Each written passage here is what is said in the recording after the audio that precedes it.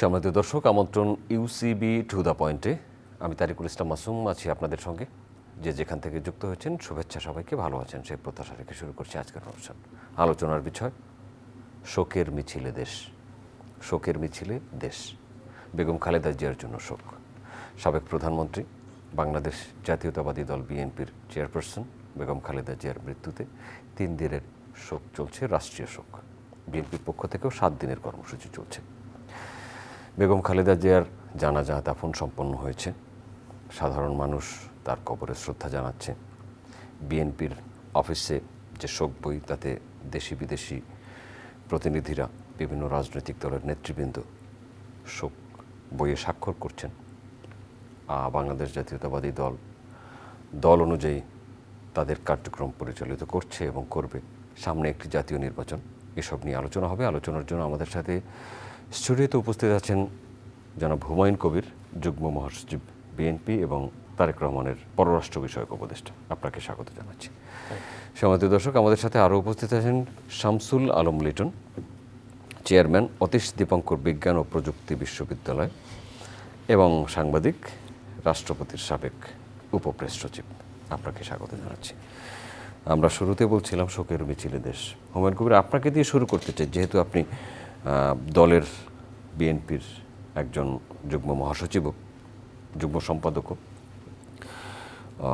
BNP 41-42 বছর বেগম খালেদা জিয়ার নেতৃত্বে ছিল। তিনি লোকান্তরিত হয়েছেন। বিএনপি এখন ভারপ্রাপ্ত চেয়ারম্যান তারেক রহমানের হয়তো ভার উঠে গেছে, তিনি এখন চেয়ারম্যান।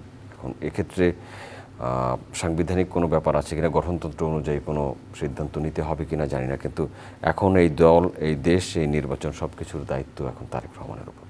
বেগম খালেদা জিয়ার উপর শোক প্রস্তাব রেখেই আমরা শুরু করছি। তারেক রহমানের কাঁধে যেই দায়িত্ব, তিনি এসছেন 5 দিন পরে তার মা বেগম খালেদা জিয়া মৃত্যুবরণ করেছেন। কেমন চলছে বা কেমন চালাচ্ছেন তিনি? থ্যাংক ইউ আপনার প্রশ্নের জন্য। প্রথমে দেখেন, আজকে থেকে 44 বছর আগে, almost 44 years ago, the people of বাংলাদেশের মানুষ একটি কফিনের জন্য ঐক্যবদ্ধ হয়েছিল। জানা যায় তা হলো শহীদ রাষ্ট্রপতি জিয়াউর রহমান সাহেবের জানাজায়, যেটা বাংলাদেশের বৃহত্তম জানাজা বা বিশ্বে একটা শ্রেষ্ঠ জানাজা হিসাবে ধরে তোলা হয়। আজ থেকে 44 বছর পর আমরা দেখলাম বাংলাদেশের মাটিতে বেগম খালেদা জিয়ার জানাজা, দেশনেত্রীর জানাজা গতকালকে। Millions of people have turned out. এক প্রান্ত থেকে আরেক প্রান্ত দেখা যাচ্ছিল না, খালি মানুষ আর মানুষ, মানুষের দল। This is the significance of the Zia family. This is the significance of Begum Khaleda Zia. Bangladesh মানেই বেগম খালেদা জিয়া, বেগম খালেদা জিয়াই মানে বাংলাদেশ। এখানে কোনো ডিস্টিংশন নাই। আর politics existed for the people of this country. যদি আপনি দেখেন, 50 বছরের her political career spans almost over 50 years, out of which 10 years she was in sort of elected office in government. বাকি কিন্তু সব সময় গভর্নমেন্ট তাকে বাংলাদেশের মানুষের অধিকার উনি প্রতিষ্ঠিত করেছেন। অধিকারকে রাইটস বলেন, ডেভেলপমেন্ট, উন্নয়ন, প্রোগ্রেসিভ ডেভেলপমেন্ট যা করার, ওনার সরকার, ওনার নেতৃত্বেই অনেক প্রোগ্রেসিভ ডেভেলপমেন্ট এই দেশে আসছে। আপনি বলেন girls education, we are seeing the fruits of that. Primary education থেকে ইউনিভার্সিটি পর্যন্ত আপনার দেশের ন্যাশনাল ইন্টারেস্টকে অলওয়েজ সেফগার্ড করে উনি ফরেন পলিসি মেনটেন করছেন। সো ওনার রাষ্ট্রীয় শাসন ব্যবস্থা, রাষ্ট্রীয় পরিচালনার সেন্টার পিসই ছিল মানুষের ইন্টারেস্ট, এই দেশের মানুষের ইন্টারেস্টকে নিয়ে। তো এখন আপনি বলছেন আমাদের বিএনপির ভারপ্রাপ্ত চেয়ারম্যান জনাব তারেক রহমানের উপর দায়িত্ব আসছে। দলের কনস্টিটিউশন অনুযায়ী that decision will be taken very shortly through a standing committee meeting. and he will be our next leader in terms of stated as the full-fledged chairman of the party. He has come at a very difficult time. উনি তো নেতৃত্ব madam কে আপনার ম্যাডামের স্বৈরশাসক শেখ হাসিনা যখন ম্যাডামকে imprison করার পরেই তো he has taken charge and he has led the mobilization of the party and the people of this country against স্বৈরাচার শেখ হাসিনা। তো ওখানে তো আর ওনার কোনো নতুনভাবে কোনো পরীক্ষা দিতে হবে না। He is widely accepted among the people of Bangladesh. বাংলাদেশের মানুষ ওনার প্রতি রেসপন্স করছে। আমার বিশ্বাস যেভাবে শহীদ রাষ্ট্রপতি জিয়াউর রহমান সাহেবের প্রতি মানুষের বিশ্বাস এবং আস্থা ছিল, দেশনেত্রী বেগম খালেদা জিয়ার প্রতি বাংলাদেশের মানুষের বিশ্বাস এবং আস্থা ছিল, ওইভাবে জনাব বাংলাদেশের জননন্দিত জননেতা বিএনপির ভারপ্রাপ্ত চেয়ারম্যান তারেক রহমান সাহেবের প্রতিও মানুষের বিশ্বাস এবং আস্থা আছে। তো ওই আর চ্যালেঞ্জ স্বাভাবিকভাবে যেটা আসবে, দেশনেত্রী বেগম খালেদা জিয়া তো একটা জায়গায় দেশকে দিয়ে গেছেন। আমি গতকালকে যদি দেখেন মিলিয়ন্স অফ পিপল কেম উনার জানা যায় কেন, দে ওন্ড হার। উনিও বাংলাদেশের মানুষকে ছাড়া কিছু করেননি এবং the people also owned her as the champion of the rights.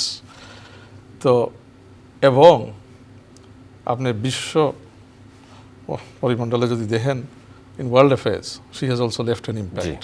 প্রত্যেক সার্ক দেশের একজন সিনিয়র মিনিস্টার ওনার জানা যায় এসে কন্ডোলেন্স তারেক রহমান সাহেবকে দিয়েছেন গতকালকে। তো this is a sign of where she took Bangladesh, ধন্যবাদ the level she took Bangladesh to. এবং চ্যালেঞ্জটা হচ্ছে এখান থেকে এখন আমরা যারা আছেন তারেক রহমান সাহেবের নেতৃত্বে এগিয়ে নিয়ে যাওয়া। ধন্যবাদ আপনাকে শামসুল আলম লিটন। Thank you. অনেকগুলো কথা এসছে তারেক রহমানের বিষয়ে, এখন যেহেতু তার ঘাড়ে দায়িত্ব বর্তাচ্ছে, তারেক রহমান কিভাবে তার দল দেশ নির্বাচন পরিচালনা করবেন সেটা অবশ্যই নিশ্চয়ই তার মেধা, দক্ষতা এবং যোগ্যতা এবং তার দলের নেতৃবৃন্দের সাথে কথা বলে নেবেন। কিন্তু সাধারণের জিজ্ঞাসা, তিনি কি চেয়ারম্যান হয়ে গেছেন? এটা হচ্ছে পলিটিক্যাল অ্যান্ড এথিক্যাল রিয়ালিটি।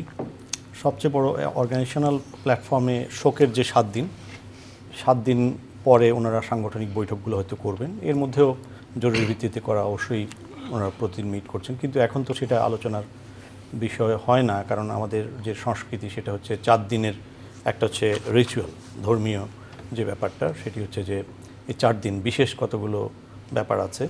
তারপরে হচ্ছে যে দলীয়ভাবে বাংলাদেশের বৃহত্তম রাজনৈতিক দল এবং যেই দল বারবার ক্ষমতায় ছিল এবং দীর্ঘ সময় আন্দোলন করেছে মানুষের অধিকারের জন্য, সুতরাং এই দলটা তো একটা ফ্রেমওয়ার্ক। দলটা কিন্তু ওনার ঘাড়ে দায়িত্ব গত কয়েক বছর থেকেই ছিল। যখন তিনি বেগম খালেদা জিয়া যখন জেলে গেলেন মিথ্যা অভিযোগে, সেই মামলা এবং সারা জাতি জানে ওই অভিযোগটি মিথ্যা, কিন্তু তারপরেও শুধু জেলেই না, ওনাকে কনফাইন্ড একটা সেলে রাখা হলো স্যাঁতস্যাঁতে এইসব জায়গায়। তো ওনার ওই অবস্থায় দলের যে গ্রেটার একটা ফ্রেমওয়ার্ক, ওটা ওনার নেতৃত্বেই চলেছে। লন্ডন থেকে তিনি দলকে পরিচালনা করেছেন এবং গত কয়েক বছরে, বিশেষ করে 11-12 সাল থেকে উনি সুস্থ হওয়ার পর থেকে এমন কোনো দিন নাই যে তিনি দলের সঙ্গে কোনো না কোনো কাজ করেন না এবং অসংখ্য কাজ করেন নাই।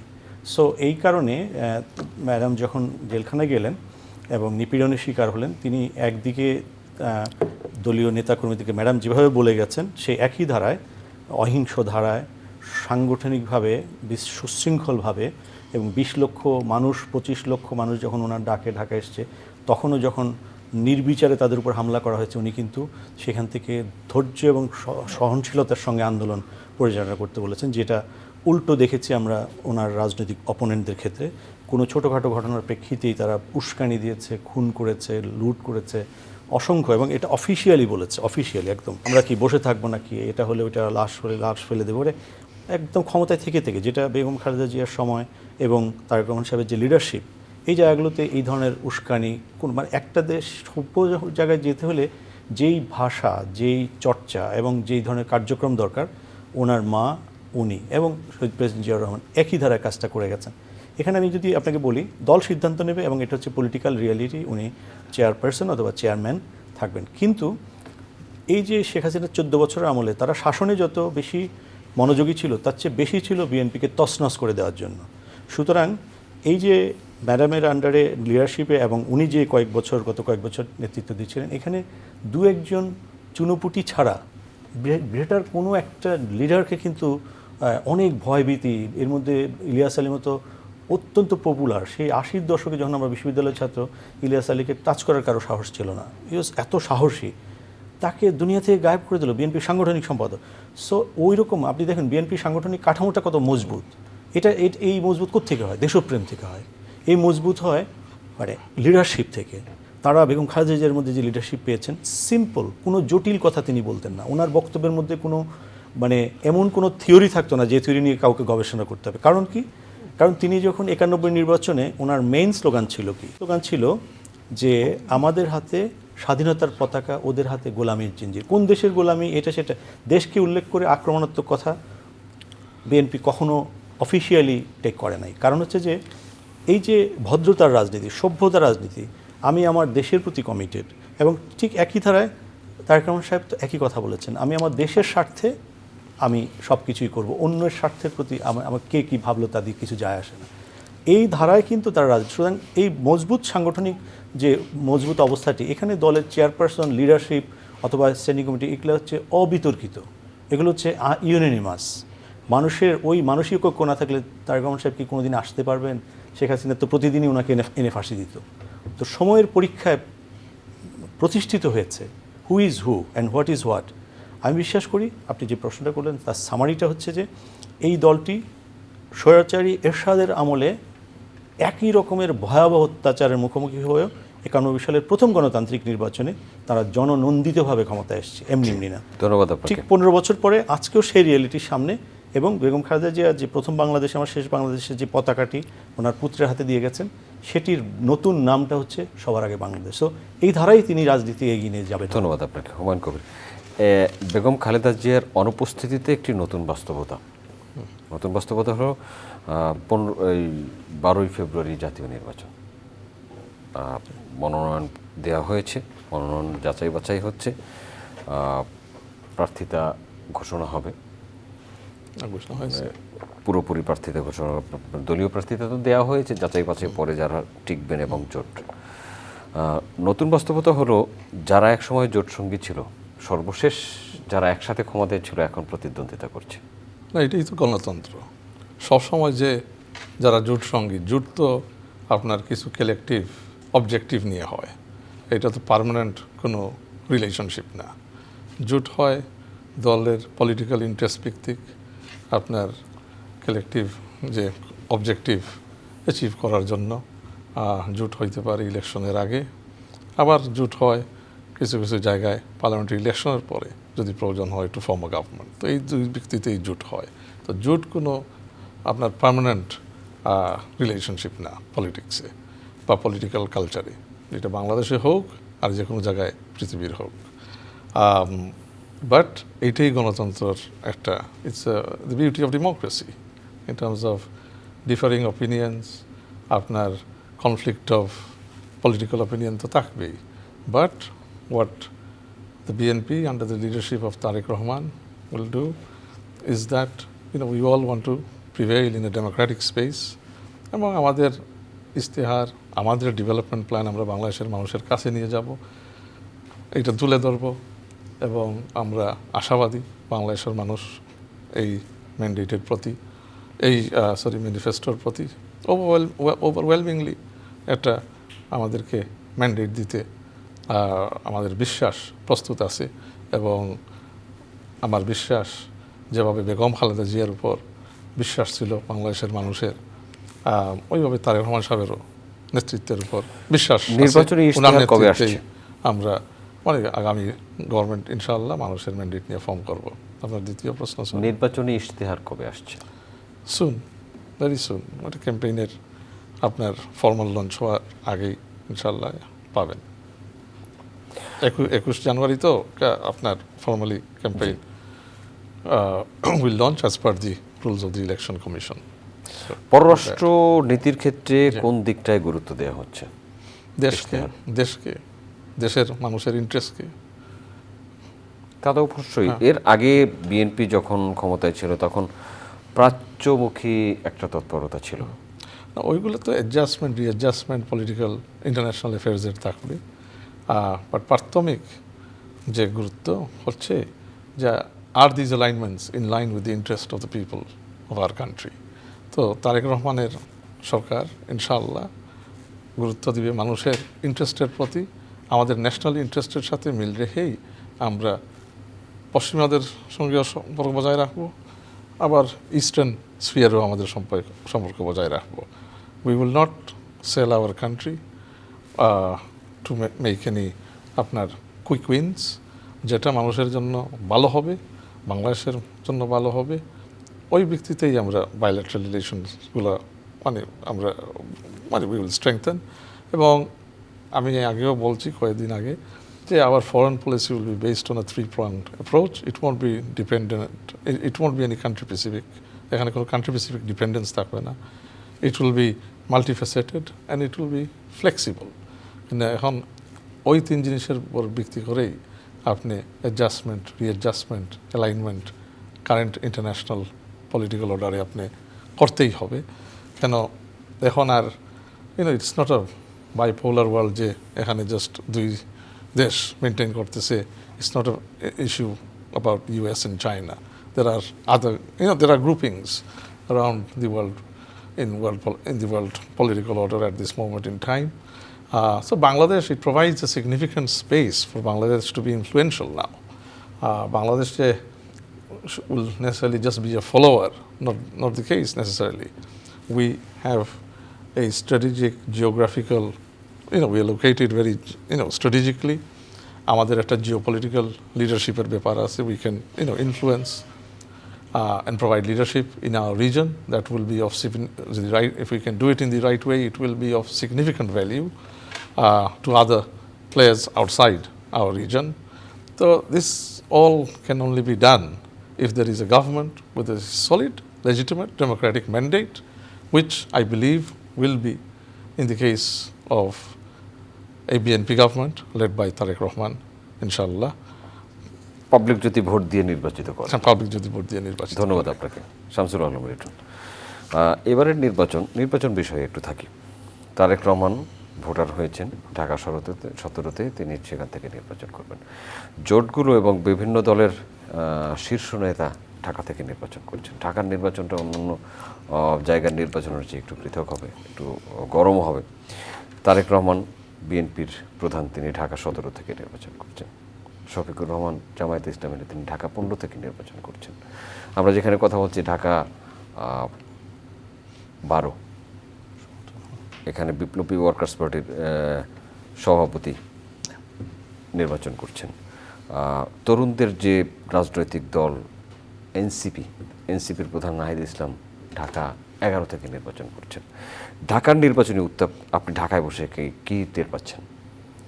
নির্বাচনী উত্তাপটা এখনো আসলে শুরু হয়নি। এখন শোকের কারণে অনেকটা মিলিয়ে গেছে, মানে শুরু হতে জি, এটা একটা গ্রেট লস যে এটা বেগম খালেদা জিয়া যখন হসপিটালে ছিলেন তখনও আমরা জানতাম আমাদের একজন গাইড আছেন, আমাদের একজন গার্ডিয়ান আছেন, এবং সব দলই মনে করতো। অস্বাভাবিক হচ্ছে যে আমাদের দেশের দলগুলোর ভাষা একজন আরেকজনের প্রতি, যেমন এটা বিপ্লবের সময় একসঙ্গে আন্দোলন করেছে, এতদিন 1-1.5 বছর নির্বাচনের যে বিতর্ক ইস্যুসগুলো, অনেক ইস্যুস আছে, খুবই ফেস টু ফেস অনেক ইস্যুস আছে, থাকবেই। এটাই তো মাল্টিপার্টি ডেমোক্রেসির বিউটি।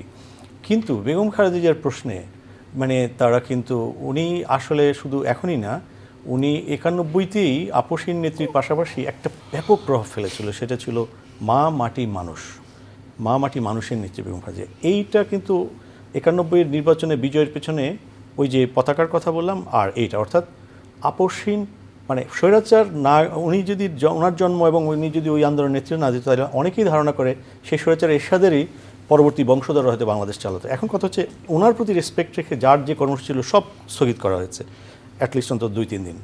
তারপরে এই কারণে নির্বাচনী ট্রেন, কিন্তু কেউই কিন্তু বলছে না যে নির্বাচন স্থগিত করতে হবে। কারণটা কি? কারণটা হচ্ছে যে নির্বাচন আরও 4 সপ্তাহ আগে, ওনার জীবনটাই উনি বিসর্জন দিয়েছেন মানুষের অধিকারের জন্য। অধিকারটা কীভাবে আসে? স্টেটের প্রতি, স্টেটের মালিকানায়, স্টেটের নীতি নির্ধারণে যখন মানুষ ভোট দিতে পারে, এবং উনি ওই যে কয় বছর এরশাদের সঙ্গে যদি আপোষ করতেন, উনি শান্তিপূর্ণভাবে, যিনি আরেক নেত্রী যেভাবে করেছেন, সংসদে গেছেন, এই করেছেন, সেই করেছেন, এইসব ধান্দায় উনি কখনো জানেন। উনি মানুষকে সহজ সরলভাবে বলেছেন গণতন্ত্র অধিকার এবং তোমাদের কি কথা আছে, যার যার পার্টি, তোমাদের বক্তব্য কী, প্রায় উনি দলগুলোর সঙ্গে বসতেন, বিরোধী দলের সঙ্গে চমৎকার রিলেশন মেনটেন করার চেষ্টা করতেন সবসময়। এবং কোনো রকমের খারাপ ভাষা, কোনো রকম উস্কানিমূলক ভাষা, যেটা আমাদের সমাজে খুবই প্রচলিত, এই কথাটা এই জন্য বলছি যে এই নির্বাচনে এই যে ওনার যে চলে যাওয়াটা, উনি তো এই ইলেকশন করার কথা ছিল, আমি মনে করি আরও একটা পজিটিভ যে ওনার প্রতি রেসপেক্ট রেখে হয়তো 70%, 80% মানুষ ভোট দিত, আমি এখন বিশ্বাস করতে শুরু করেছি আরও 5-7% মানুষ বেশি ভোট দেবে তার প্রতি রেসপেক্ট রেখে। কারণ আমরা কেউই এই স্টুডিওতে যারা আছি কিংবা এই অনুষ্ঠান যারা দেখছেন, 20 বছর, 10 বছর, 15, 20 বছর, 30 বছর পর আমরা কেউই থাকবো না, কিন্তু আমরা প্রত্যেকে কি করে গেলাম সমাজে, রাজনীতিতে, এটা কিন্তু থাকবে। এবং খালেদা জি আজকে যেখানে সাহিত্য আছেন, দেখুন মানুষ আগে একজনকে দেখতে যেত, এখন দুজনকে দেখতে যাবে। এরা দুজনই একই জিনিসের প্রতীক, স্বাধীনতা সার্বভৌমত্বের প্রতীক। তাহলে এই দেশে ইমিডিয়েটলি ইলেক্টেড গভর্নমেন্ট না আসলে হবে কি, আনইলেক্টেড গভর্নমেন্টের কাছে অস্থিরতা ছড়িয়ে পড়ে। যারা আমাদের এই ছোট্ট দেশটা জিওগ্রাফিক্যালি এত ইম্পর্টেন্ট, হুমায়ুন ভাইজি বলছিলেন, খুব সুন্দর চমৎকার পররাষ্ট্রনীতির একটা ধারণা উনি আমাদেরকে দিয়েছেন। আসলে লুক ইস্ট, লুক ওয়েস্ট না, আমার ধারণা ওনার বক্তব্য থেকে আমি যেটা পেলাম, উনি look on to the world and অপরচুনিটিজের কথা উনি বলছিলেন। দ্যাট ইজ আওয়ার সিম্পল পররাষ্ট্রনীতি। এবং আমাদের মানুষের বুঝতে, হুমায়ুন ভাই যে ভাষায় বলেছেন, আমার মনে হয় কোনো গবেষণার দরকার হবে না। এবং তারেক রহমান সাহেব কিন্তু এটাই বিশ্বাস করেন। এখন উনি এক্সপ্লেন করেছেন যেভাবে, আমি বিশ্বাস করি এই নির্বাচনে স্বতঃস্ফূর্ততা আরও বাড়বে এবং নির্ধারিত সময়, এই যে 19 তারিখ পর্যন্ত, এখন প্রার্থীরা তো অনেকে জানে না যে বিএনপি থেকে কাগজটা পেয়েছে অথবা জামাত ইসলাম থেকে কাগজটা পেয়েছে, সে কিন্তু জানে না যে ফাইনালি সে 19 তারিখ পর্যন্ত থাকবে কিনা। আমি আশা করছি যে 21 তারিখ থেকে যে ক্যাম্পেইনটা শুরু হবে, ওই 20টা দিন হবে সবচেয়ে ভাইব্রেন্ট। এবং অহিংস থাকার জন্য শুধুমাত্র সরকার চাইলে হবে না, মানুষের পার্টিসিপেশন অ্যান্ড দলগুলোর রেসপন্সিবল বিহেভিয়ার। তাহলে এই নির্বাচনটি চরমভাবে অহিংস এবং দারুণভাবে পার্টিসিপেটরি হবে। আইন শৃঙ্খলা পরিস্থিতি কেমন দেখছেন বা কেমন থাকতে হবে গ্রহণযোগ্য এবং সবার অংশগ্রহণমূলক নির্বাচনের জন্য? অবৈধ অস্ত্র উদ্ধারের জন্য সরকারের চেষ্টা আছে, কম্বিং অপারেশন আছে, কিন্তু অবৈধ অস্ত্র, থানা লুটের অস্ত্র এবং বিভিন্ন দেশ থেকে যে অস্ত্র ঢুকেছে বলে আমরা শুনেছি, সেই অস্ত্র উদ্ধার সেভাবে হয়নি।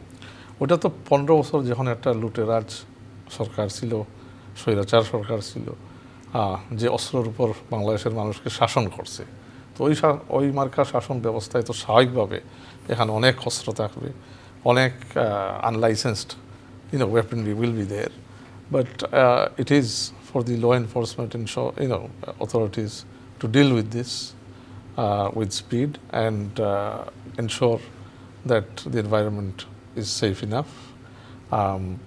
So I believe ওই আন্তরিকতা আছে, and combination of our law enforcement agencies and our forces will definitely curb with the people of Bangladesh any attempt to derail anything.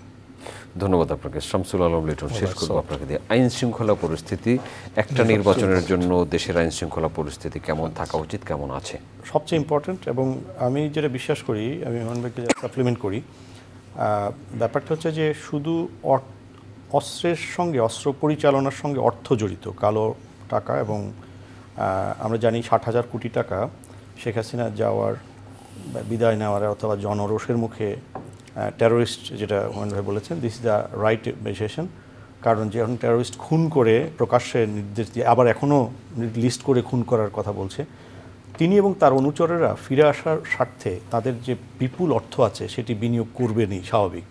তিনি এক মুখে বলবেন নির্বাচন করবেন, আরেক মুখে উনি বলবেন নির্বাচন করবেন। ওনার তো নির্বাচন করেন, ওনাকে তো কেউ নিষিদ্ধ করেনি, ওনারা নিজেরাই নিষিদ্ধ হয়ে গেছেন। এবং বিএনপি যে 15 বছর অস্তিত্বের লড়াই করেছেন, জনগণের অধিকারের লড়াই করেছেন, আমি তো কখনো বিএনপির দাবির মধ্যে আওয়ামী লীগকে নিষিদ্ধ করতে হবে অথবা করা হবে বিএনপি ভবিষ্যতে গেলে, এরকম কিছু শুনি নাই।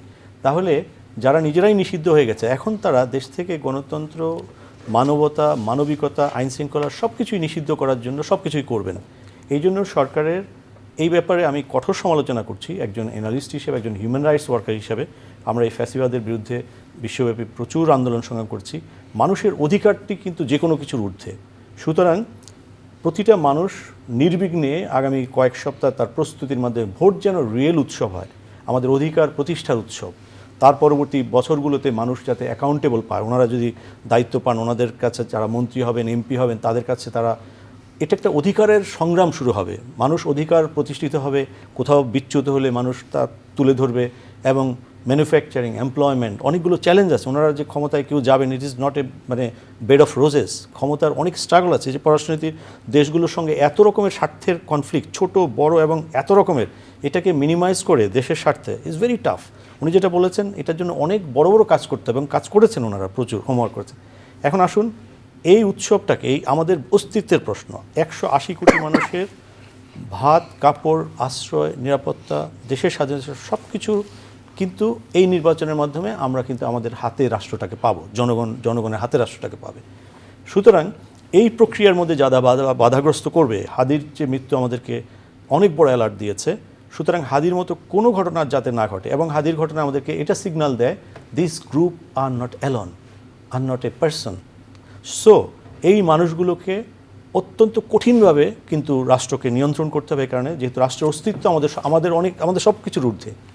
এই জন্য স্বরাষ্ট্র মন্ত্রণালয়ে যদি পরিবর্তন হয়, ডক্টর ইউনূস সাহেব দেখবেন, কিন্তু মানুষ বিশ্বাস করতে হবে ওই স্বরাষ্ট্রমন্ত্রীর অ্যাকশন দেখে, যে যাতে দুর্বৃত্তরা, টেররিস্টের সহযোগিতা তার মুরব্বীর কাছে চলে যায়। ধন্যবাদ শামসুল আলম লিবরন, হুমায়ুন কবির। আমার সময় শেষ হয়ে গেল, আমাদেরকে শেষ থামতে হচ্ছে। Thank you. সম্মানিত দর্শক, এতক্ষণ আমাদের সাথে থাকার জন্য কৃতজ্ঞতা। আগামী অনুষ্ঠান দেখার আমন্ত্রণ রইল, দেখা হতে পারে সেই অনুষ্ঠানে। ভালো থাকবেন সবাই, আপনাদের সবার জন্য অনেক অনেক শুভকামনা।